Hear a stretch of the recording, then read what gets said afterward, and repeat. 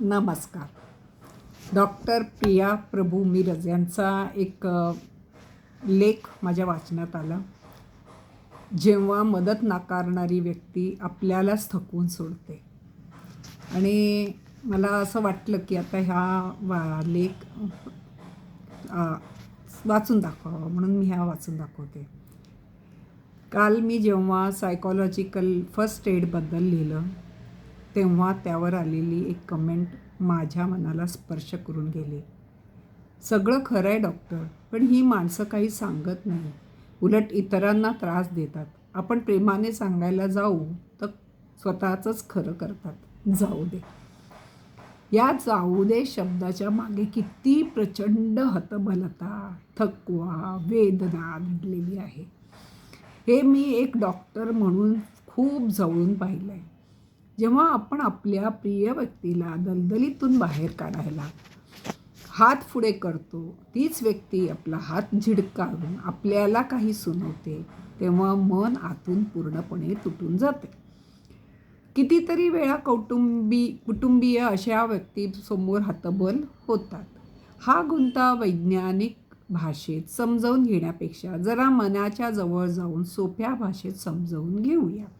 असे वागणे हे स्वभावदोष असेल किंवा आजाराचे लक्षण असेल असेही शक्य आहे. याखेरीज काय असू शकते हे बघूया. तो अहंकार नाही, ते एका जखमी प्राण्यासारखं वागणं आहे. समजा एखादा प्राणी खूप प्रचंड जखमी असेल आणि आपण त्याला मदत करायला गेलो तर तो काय करतो? तो प्रेमाने शेपटी हलवण्याऐवजी आपल्यावरच गुरगुरतो, चावायला येतो. का? कारण तो प्रचंड वेदनेत असतो. त्याला वाटत असतं की येणारा प्रत्येक हात त्याला आणखीन दुखवण्यासाठीच येतोय. मानसिक कोंडीत, सायकॉलॉजिकल एन्ट्रॅपमेंट अडकलेल्या व्यक्तीचंही अगदी असंच होत असतं, ज्याला आपण त्याचा इगो किंवा हट्टीपणा समजतो. तो प्रत्यक्षात त्याचा अहंकार नसून त्याच्या आत दडलेली प्रचंड भीती आणि असुरक्षितता असू शकते. मी आतून पूर्णपणे हरलोय, माझ्याकडे काहीच नीट होत नाही आहे, हे सत्य स्वीकारायला त्याचं मन घाबरतंय. कारण ते स्वीकारलं की आपण पूर्णपणे कोसळून जाऊ अशी भीती त्यांना वाटते. स्वतःचा हा कमकुवतपणा लपवण्यासाठी त्यांचा मेंदू नकळत राग, उद्धटपणा, माझंच खरं करण्याचा एक खोटा मुखवटा चढवतो.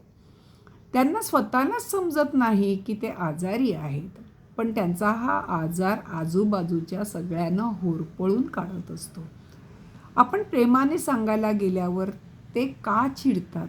जेव्हा आपण म्हणतो, तुला आता मदतीची गरज आहे, तू खूप चिडचिड करतोस, तेव्हा त्यांचा आधीच घाबरलेला मेंदू या वाक्याचा अर्थ प्रेमळ सल्ला न काढता त्याला असं वाटतं की समोरची व्यक्ती मला चुकीची, दोषी किंवा कमकुवत ठरवत आहे.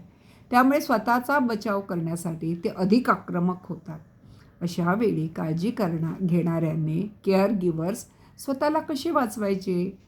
सततचा नकार आणि नकारात्मकता सहन करून तुमची भावनिक ऊर्जा संपत चाललेली आहे, तर स्वतःला वाचवण्यासाठी या 3 गोष्टी नक्की करा. वादातून शांतपणे माघार घ्या. जेव्हा ती व्यक्ती स्वतःचंच खरं करण्याचा प्रयत्न करेल तेव्हा त्याच्याशी युक्तिवाद करून स्वतःला सिद्ध करायला जाऊ नका.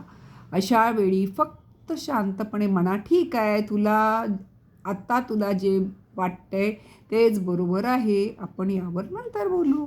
वादातून मागे हटणे म्हणजे पराभव नाही, तर स्वतःची मानसिक शांतता टिकवून ठेवण्याची एक युक्ती आहे.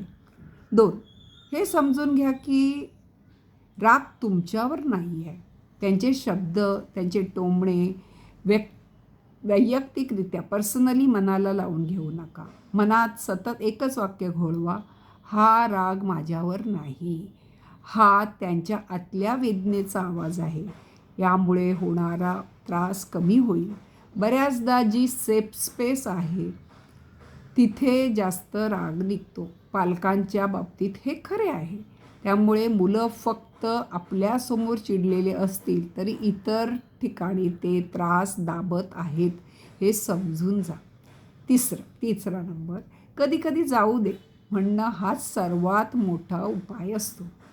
तुम्ही स्वतःचे सर्वोत्तम प्रयत्न केलेले आहेत, पण एक कटू सत्य लक्षात ठेवा, जोपर्यंत एखादी व्यक्ती स्वतःहून बदलण्याची किंवा मदत घेण्याची 10% तरी तयारी दाखवत नाही, तोपर्यंत जगातील कोणतीही व्यक्ती किंवा डॉक्टर त्यांना जबरदस्तीने बरे करू शकत नाही.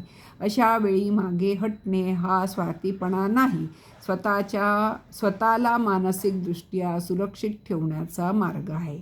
प्रेमाने आणि आशेने हात पुढे करत राहा, पण त्या नादात स्वतःला त्या दलदलीत ओढले जाऊ देऊ नका. स्वतःला जपा, कारण तुम्ही सुरक्षित असाल तरच कोणाला आधार देऊ शकाल. डॉक्टर प्रिया प्रभू, मिरज, 18 जुलै 2026. मला खूप आवडला हा. हे बहुतेक वेळेला प्रत्येकाच्याच बाबतीत होतं. कधीकधी आपण अशा पद्धतीने दुसऱ्याकडे रिॲक्ट होतो. त्यावेळेला ह्या गोष्टी आपण वाचत राहिलो, ऐकत राहिलो तर आपल्याला त्याच्यातून एक समज येते की आपणही असं कोणाकडे वागू नये आणि कोणी आपल्याकडे वागलं तर आपण लेट गो करायला तयार होतो. तुम्ही माझं ऐकताय त्याबद्दल मी खूप आभारी आहे.